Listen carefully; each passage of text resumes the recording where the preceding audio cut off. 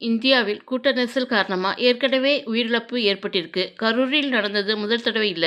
இதுக்கு முன்னாடி நெறைய தடவை நடந்திருக்கு. அதை பற்றி பார்க்கலாமா? கடந்த 1954ஆம் ஆண்டு பிப்ரவரி 3ஆம் தேதி உத்தரப்பிரதேச மாநிலம் அலகாபாத்தில் நடந்த கும்பமேளாவில் ஏற்பட்ட கூட்ட நெரிசல் சுதந்திர இந்தியாவில் மிக மோசமான நிகழ்வுகளில் ஒன்றாக கருதப்படுகிறது. இதில் சுமார் 800 பேர் உயிரிழந்தனர். 1990இல் மெக்கா சுரங்கப்பாதை சோகம் 1426 உயிர்களை கொன்றது. மற்றும் 2015இல் மதீனா கூட்ட நெரிசலில் 2400 பேரை கொன்றது. இந்த நிகழ்வு ஹஜ் யாத்திரையின் போது நடந்த சோகமான சம்பவங்களில் ஒன்றாக கருதப்படுகிறது. மேலும் இது மெக்காவின் வரலாற்றின் மிக கொடிய சம்பவங்களில் ஒன்றாகும்.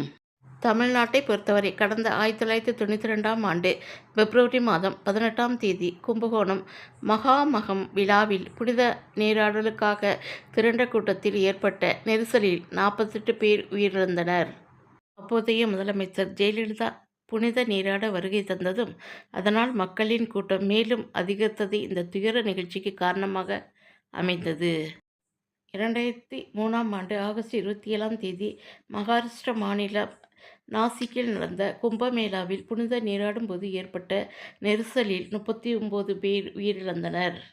2005ஆம் ஆண்டு ஜனவரி 25ஆம் தேதி மகாராஷ்டிராவின் சத்தாரா மாவட்டத்தில் உள்ள மந்தர் தேவி கோவில் திருவிழாவில் நிகழ்ந்த கூட்ட நெரிசலில் சிக்கி 340 பேர் உயிரிழந்தனர்.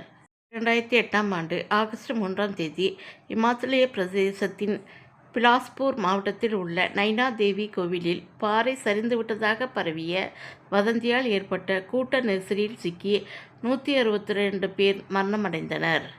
2008ஆம் ஆண்டு செப்டம்பர் 30ஆம் தேதி ராஜஸ்தான் மாநிலத்தில் ஜோத்பூரில் உள்ள சாமுண்டா தேவி கோவிலில் வெடிகுண்டு வெடித்ததாக பரவிய வதந்தியால் ஏற்பட்ட கூட்ட நெரிசலில் சிக்கி 250 பக்தர்கள் மாண்டனர்.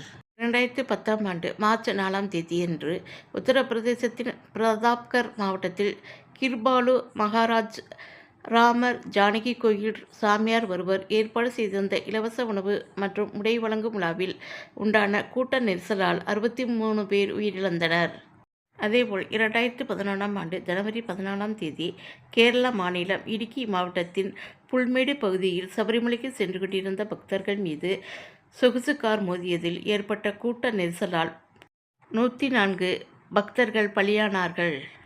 2013ஆம் ஆண்டு அக்டோபர் 13ஆம் தேதி மத்திய பிரதேசத்தின் டாடியா மாவட்டத்தில் உள்ள ரத்தன்கர் கோவிலுக்கு அருகே நடந்த நவராத்திரி திருவிழாவின் போது ஏற்பட்ட கூட்ட நெரிசலில் 115 பேர் உயிரிழந்தனர்.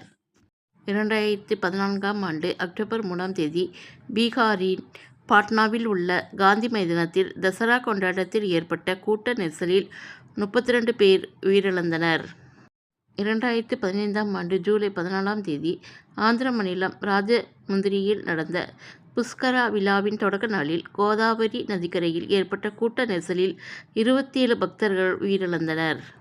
2017ஆம் ஆண்டு செப்டம்பர் மாதம் 29ஆம் தேதி மும்பையின் மேற்கு ரயில்வேயின் எல்பின்ஸ்டோன் சாலை ரயில் நிலையத்தையும் மத்திய ரயில்வேயின் பாரெல் நிலையத்தையும் இணைக்கும் பாலத்தில் ஏற்பட்ட கூட்ட நெரிசலில் 23 பேர் உயிரிழந்தனர். 2023ஆம் ஆண்டு மார்ச் 31ஆம் தேதி இந்தூரில் ராம நவமி விழாவின் போது அங்கிருந்த பழங்கால கிணறு ஒன்றின் மீது அமைக்கப்பட்டிருந்த கூரை இடிந்து விழுந்ததில் 36 பேர் உயிரிழந்தனர். கடந்த ஆண்டு ஜூலை 2ஆம் தேதி உத்தரப்பிரதேசத்தின் ஹத்ராஸில் போலே பாபா என்ற சாமியார் ஏற்பாடு செய்திருந்த பிரார்த்தனை கூட்டத்தில் ஏற்பட்ட கூட்ட நெரிசலால் குழந்தைகள் பெண்கள் உட்பட 121 பேர் உயிரிழந்தனர். 2024ஆம் ஆண்டு அக்டோபர் 6ஆம் தேதி சென்னை மெரினா கடற்கரையில் நடைபெற்ற விமான சாகச நிகழ்ச்சியின் போது கூட்ட நெரிசலில் சிக்கி 5 பேர் உயிரிழந்தனர். 2024ஆம் ஆண்டு டிசம்பர் 4ஆம் தேதி தெலுங்கானா மாநிலம் ஹைதராபாத்தில் உள்ள சந்தியா திரையரங்கில் புஷ்பா 2 திரைப்படம் பார்ப்பதற்காக வந்த நடிகர் அல்லு அர்ஜுனை காண முண்டியடித்த கூட்டத்தில் சிக்கி 35 வயது பெண் ஒருவர் உயிரிழந்தார். இந்த ஆண்டு ஜனவரி 8ஆம் தேதி திருப்பதி ஏழுமலையான் கோவிலில் சொர்க்க வாசல் திறப்பதை முன்னிட்டு டிக்கெட்டுகள் வாங்குவதற்காக பலர் கூடியதால் ஏற்பட்ட கூட்ட நெரிசலில் சிக்கி 6 பக்தர்கள் உயிரிழந்தனர். 2025 ஜனவரி 29ஆம் தேதி உத்தரப்பிரதேசத்தில் நடந்த மகா கும்பமேளாவில் மௌனி அமாவாசை அன்று திரிவேணி சங்கமம் பகுதியில் புனித நீராடுவதற்காக லட்சக்கணக்கானோர் கூடியதால் ஏற்பட்ட கூட்ட நெரிசலில் சிக்கி 30 பேர் உயிரிழந்தனர், 60 பேர் காயமடைந்தனர். 2025ஆம் ஆண்டு மே 3ஆம் தேதி கோவாவில் உள்ள ஸ்ரீலை தேவி கோவிலின் வருடாந்திர விழாவின் போது அதிகாலையில் ஏற்பட்ட கூட்ட நெரிசலில் சிக்கி 6 பேர் உயிரிழந்தனர், சுமார் 100 பேர் காயமடைந்தனர். 2025 ஜூன் 4ஆம் தேதி கர்நாடக மாநிலம் பெங்களூரு சின்னசாமி மைதானத்தில் IPL கோப்பையில் வென்ற RCB அணிக்கான பாராட்டு விழாவின் போது ஏற்பட்ட கூட்ட நெரிசலில் 11 பேர் உயிரிழந்தனர்.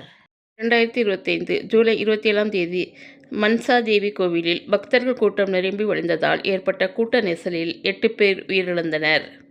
2025 செப்டம்பர் 27 கரூரில் விஜயின் பரப்புரை கூட்டத்தில் ஏற்பட்ட நெரிசலில் சிக்கி 41 பேர் உயிரிழந்தனர். இப்படியாக இந்தியாவில் கூட்ட நெரிசலால் ஏற்படும் உயிரிழப்பு நடந்து கொண்டே தான் இருக்கிறது. இந்த கூட்ட நெரிசலை எப்படி கட்டுப்படுத்துவது? இது விடை தெரியாத கேள்விதான். விடை தெரியாத கேள்விகளை வைத்துக்கொண்டு அடுத்தவரை குறி கூறி கொண்டிருக்கக்கூடாது. பொதுமக்கள் கவனமாக இருக்க வேண்டும். அலைகடல் என திரண்டு வாரீர் என அழைத்ததுமே உடனே ஓடி போயிடாதீங்க. அதே சமயம் எந்த கூட்டத்துக்காவது குவாட்டரும் கோழி பிரியாணியும் கொடுக்குறாங்கன்னு சொன்னால் ஏமாந்து போயிடாதீங்க. நம்ம உயிரோடு இருந்தால் தினமும் குவாட்டரும் அடிக்கலாம், கோழி பிரியாணியும் சாப்பிட்லாம். அதை எப்பவும் நினைவில் வைத்து கொள்ளுங்கள். ஔவையாரின் கூற்றுப்படி ஆண்டாண்டு தோறும் அழுது புரண்டாலும் மாண்டோர் வருவாரோ. பல ஆண்டுகள் அழுதாலும் இறந்தவர்கள் மீண்டும் பூமிக்கு திரும்ப மாட்டார்கள் என்பது கருத்து. கரடி சொன்ன ரகசியம்: ஆபத்தில் உதவாத நண்பனை நம்பாதேன்னு சொல்லுச்சு. அதுபோல் நான் உங்களுக்கு ஒரு ரகசியம் சொல்கிறேன். ஆபத்தான இடத்திற்கு போகாதீர்கள் மக்களே, உஷார். இந்த வீடியோ உங்களுக்கு பிடிச்சிருந்தால் லைக் பண்ணுங்கள், ஷேர் பண்ணுங்கள். உள்டா உலகத்தை சப்ஸ்கிரைப் பண்ண மறந்துடாதீங்க. நன்றி, வணக்கம்.